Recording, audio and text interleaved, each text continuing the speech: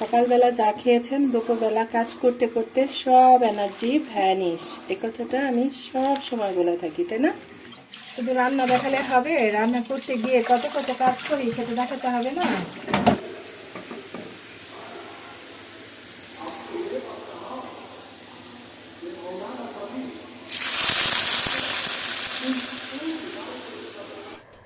দুপুরবেলা রান্না করেছিলাম আর এখন রাতের বেলা চুপি সারে ভয়েস দিচ্ছি।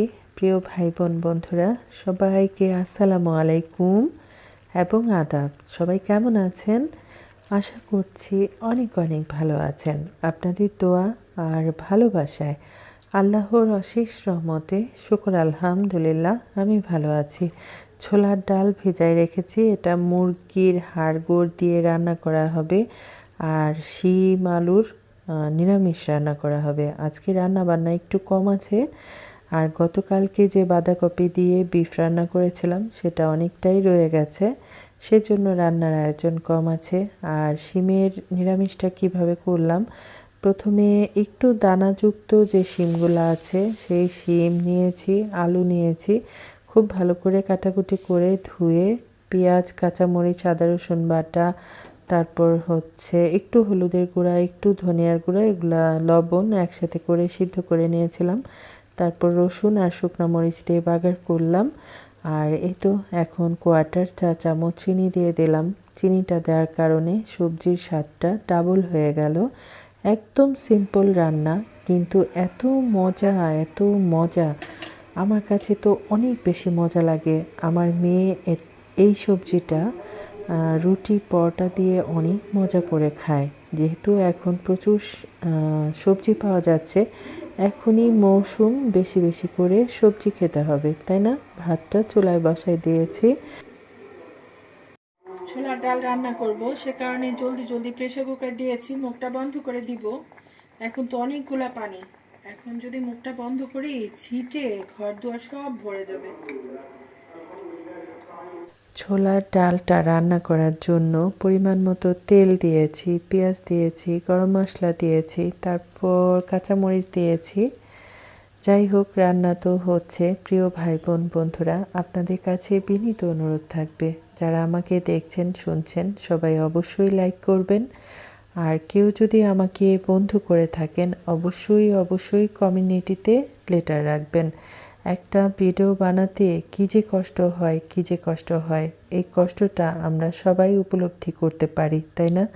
সে কারণে সবার কষ্টটাকে আমরা সবাই সম্মান করব, সম্মান করে সবার ভিডিওটা ফুল ওয়াচ করে দিব। আপনাদের সাথে বকবক করতে করতে আমার কিন্তু রান্নাটা অনেকটাই হয়ে গেছে। তো ছোলার ডালটা প্রেসার কুকারে দেওয়ার কারণে একদম নরম হয়ে গেছে। আমি এতটা গলে যাওয়া ডাল খুব একটা পছন্দ করি না, কিন্তু আপনাদের ভাইয়ার আবার এ ধরনের ডালই খেতে সে বেশি পছন্দ করে। তো যাই হোক, ডাল রান্নাটা হয়ে গেছে। তারপর কি করছি সেটা দেখার জন্য একদম পানি ধরতে ইচ্ছা করে না, সে কারণে ভাবলাম এখন দুপুরে রান্না বান্না শেষ হয়ে গেছে, এখন বিকেলের জন্য কিছু একটা করে রাখি। তো এখানে অল্প করে একটু বাঁধাকপি নিয়েছি, তারপর হচ্ছে পেঁয়াজ কাঁচামরিচ সব একসাথে দিয়ে দিয়েছি, ধনিয়া পাতা দিয়ে দিলাম। তারপর কি দিব, একটা একটা করে অনেক কিছু দিব। তারপর আজকে হচ্ছে একটু চিকেন দিব, চিকেন দিলে তো স্বাদটা ডাবল হয়ে যায়। তাছাড়া বাচ্চারা খেতে কিন্তু অনেক বেশি বেশি ভালোবাসে, তাই না? ওই যে আমি এখানে বাঁধাকপির চপ বানানোর ইয়া করছি, ওখানে ওনারা বাবা মেয়ে ভাত খাচ্ছে আর গল্প করছে যে এটা খেতে অনেক বেশি মজা। তারপর আরেকটা বিষয় কি, দুপুরবেলা রান্না বান্না শেষ করে আপনি যদি মেখে রেখে দেন তাহলে কি হয় জানেন, মশলার সাথে সবকিছু মানে মিশে যায়, খেতে অনেক বেশি মজা হয়। এই তো আদা রসুন বাটা দিয়ে দিলাম। এই তোমরা কথা বলো না, একটু কম কথা বলো। যেহেতু চিকেন দিয়েছি সে কারণে একটু সয়া সস দিয়ে দিলাম। চিকেন দেওয়ার কারণে, চিকেন না দিলে আমি কিন্তু এটা দেই না। তারপর কি দিব, পরিমাণ মতো লবণটা বুঝে দিতে হবে, যেহেতু সয়া সস দিয়েছি। অল্প করে একটু ধনিয়া দিলাম, আর কিছুই না। আর সবকিছু পরিমাণ মতো দেওয়া আছে। এখন এটাকে খুব ভালো করে ঘষে ঘষে মেখে নেব। ও আরেকটা উপকরণ তো দিতেই হবে, সেটা মিস করে গেলে আসল টেস্টটা একদম আসবে না। সেটা হচ্ছে এই যে 1/4 চা চামচ চিনি। আর এটা এখন আমি মেখে নেই, তারপর আবার আসছি। খুব সুন্দর করে ঘষে ঘষে মেখে এই সবজি থেকে পানি বের করে ফেলতে হবে। তারপর আটা বা ময়দা যার কাছে যেটা থাকে সেটা দিয়ে মেখে রেখে দেবেন। তারপর কি করবেন, সন্ধ্যার সময় এগুলা ভেজে খাবেন। তখন কিন্তু ভিডিওটা খুব একটা ভালো হবে না, সে কারণে এখনই আমি দেখায় ফেললাম। সাথে গাজর হলে আরো ভালো হতো, আজকে আমার বাসায় গাজর নাই, সে কারণে দেওয়া হয় নাই। গাজরের বদলে আজকে চিকেন দিলাম। তো যাই হোক, খুব সুন্দর করে একদম শক্তি দিয়ে দিয়ে নরম করে মেখে নিতে হবে। সকালবেলা যা খেয়েছেন, দুপুরবেলা কাজ করতে করতে সব এনার্জি ভ্যানিশ, এই কথাটা আমি সব সময় বলে থাকি, তাই না? তো এই তো মাখানো হয়ে গেল। এখন এমন করে ময়দা দিব বা আটা দিব, আমি আটা দিচ্ছি আজকে, ময়দা আবার খুঁজতে ইচ্ছা করছে না। এমন করে দিতে হবে যেন পেঁয়াজুর যে শেপটা সেটা যেন আসে। খুব বেশি দেওয়া যাবে না, খুব কমও দেওয়া যাবে না। এই তো বাবা,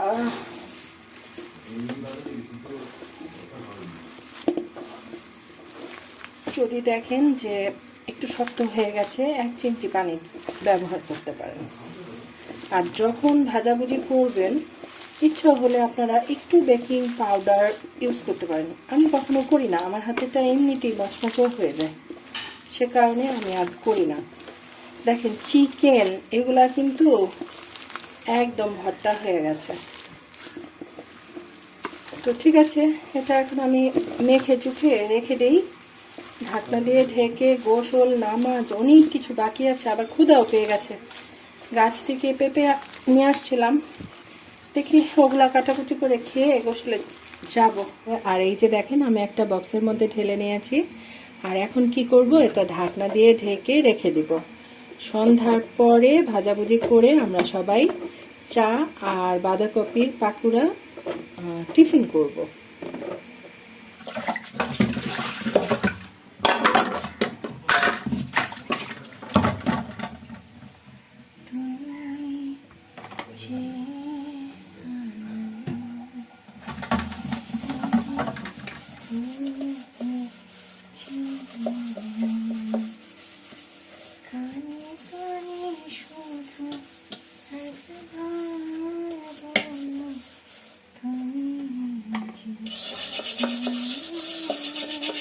তো এই তো টুকটাক হাঁড়ি পাতিল জমে গেছিল রান্না বান্না করতে করতে, আরো অনেক ধুয়ে ফেলেছি। এটা আমার অভ্যাস, রান্না করব আর হাঁড়ি পাতিল ধুয়ে ফেলবো, জমায় রাখাটা একদম ভালো লাগে না, এই আর কি।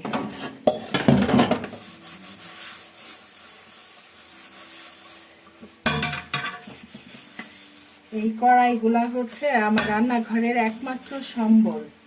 কড়াইতে রান্না করতে কি যে ভালো লাগে, কি যে ভালো লাগে। ইচ্ছা মতো নাড়াচাড়া করা যায়, ছড়াই ছিটে, মানে কোনো সমস্যা হয় না, পড়ে যাওয়ার চান্স থাকে না, এই আর কি।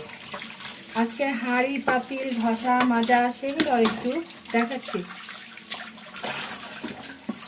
শুধু রান্না দেখালে হবে? রান্না করতে গিয়ে কত কত কাজ করি সেটা দেখাতে হবে না, এই আর কি।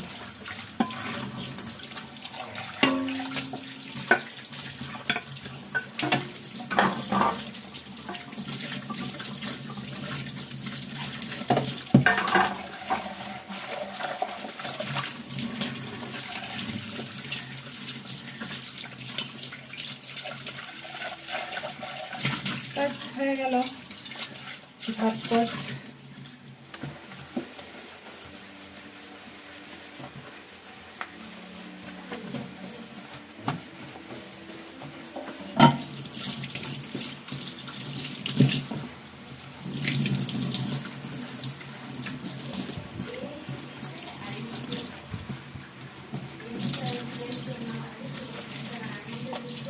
এই সবাই সবার প্লেট ধুয়ে ফেলবা।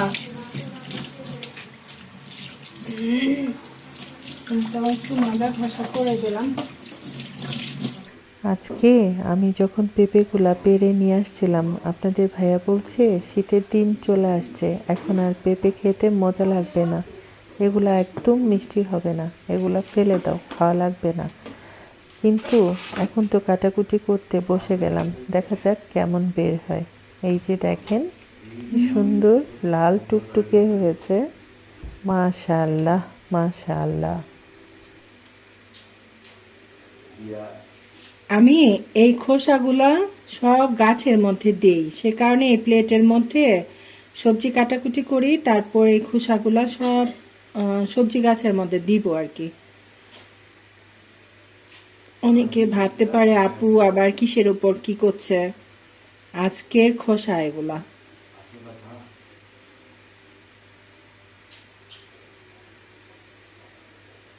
আজকে সকালবেলা খুব একটা ভারী নাস্তা খাওয়া হয়নি, আজকে চা আর বাগরখানি খেয়েছিলাম, সে কারণে আমার অনেক বেশি ক্ষুধা পেয়ে গেছে। ও হয়েছে দুইটা, একটা দানা হয়েছে, এই যে এই যে। তো ঠিক আছে, সবগুলা কাটাকুটি দেখাবো না, এটুকু দেখালাম। এখন কাটবো আর খাবো, কাটবো আর খাবো, অনেক ক্ষুধা পেয়েছে আমার। আমি কি বললাম কেউ খাইতে আমাকে নিষেধ করেছে? আমার ইচ্ছা হয়নি আজকে নাস্তা করতে। কথার মধ্যে একটা কথা না বললে ভালোই লাগে না। পেঁপে আপনাদের ভাইয়া টেস্ট করেছে, অনেক মিষ্টি, অনেক মিষ্টি। আমি কেটে তারপর শান্তি মতো খাবো। সবগুলা পেঁপে কেটে নিলাম, আর কি সুন্দর কালার হয়েছে দেখেন। আমি একটা খেয়ে বলি কেমন। বিসমিল্লাহ।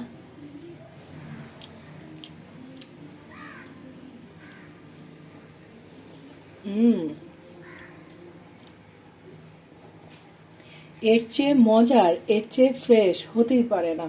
সকালবেলা গাছ থেকে উঠে নিয়ে আসছিলাম, জানালা দিয়ে দেখছি যে লাল হয়ে গেছে।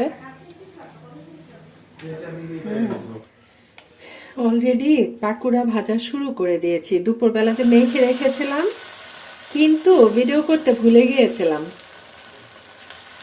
এখন হঠাৎ করে মনে হলো ইয়া মাবুদ, আমি তো এটা একটু ভিডিও করব। একবার কতগুলা ভাজা হয়েও গেছে, উঠায় নিয়েছি, তো এখন ছোট্ট করে আবার একটু ভিডিও করে রাখছি। আমার ভাই বোনদেরকে দেখালে ভাই বোনরা বানায় খেতে পারবে, তাই না? আমার ভিডিও মানে হচ্ছে অনেক মুখরোচক খাবারের আয়োজন, সত্যি সত্যি অনেক মজা হয়। আমি যেভাবে যেটা রান্না করি সেভাবে সেটা রান্না করে খেয়ে দেখবেন, তারপর আবার আমাকে বলবেন আপু তুমি তো বলেছিলা তোমার রান্নাটা অনেক ভালো হয়েছে, কই আমি তো করে খেলাম, ভালো তো হয় নাই। আর ভালো হলেও আমাকে জানাবেন কেমন। এগুলা প্রথমে ভেজে নিয়েছিলাম, আর এগুলা তো মাত্র দিলাম, এটা মাত্র দিলাম, আবার এখানে কতটুকু রয়ে গেছে, তো আমরা খাবো আর হচ্ছে পাশের ফ্ল্যাটের ভাবিদেরকে দিব, কারণ ভাবি কিছু বানালে আমাদেরকে না দিয়ে কখনো খায় না। পাশাপাশি থাকলে যেটা হয়, এই পাকোড়াটা যতদিন বানাই, মানে ভাজা হতে দেরি, খেতে একদম দেরি নাই। প্রথম যেগুলা ভেজেছিলাম সবগুলা খাওয়া হয়ে গেছে, তো এখন বলছি যে না, এখন আমি ভিডিও না করা পর্যন্ত তোমাদের খেতে দিব না, এটুকু ভিডিও করে নেই, তারপর তোমরা আবার খাবা। বোঝেন এটা খেতে কি ধরনের মজা। আমার প্রিয় ভাই বোন বন্ধুরা, সবাই সবার বাচ্চাদেরকে এ ধরনের পাকোড়া বানিয়ে দেবেন, আর আপনারাও মজা করে খাবেন। এটা কিন্তু অনেক হেলদি একটা পাকোড়া। এখানে আর একটু আছে, এগুলা ভাজাভুজি হলেই ভাজা শেষ। তো এখন আর কি করতে হবে, এখন বিদায় নিতে হবে, পাকোড়া খেতে খেতে বিদায় নিব। সবাই খুব বেশি বেশি ভালো থাকবেন, সুস্থ থাকবেন, আমার মতো করে পাকোড়া বানিয়ে খাবেন। আল্লাহ হাফেজ, আসসালামু আলাইকুম।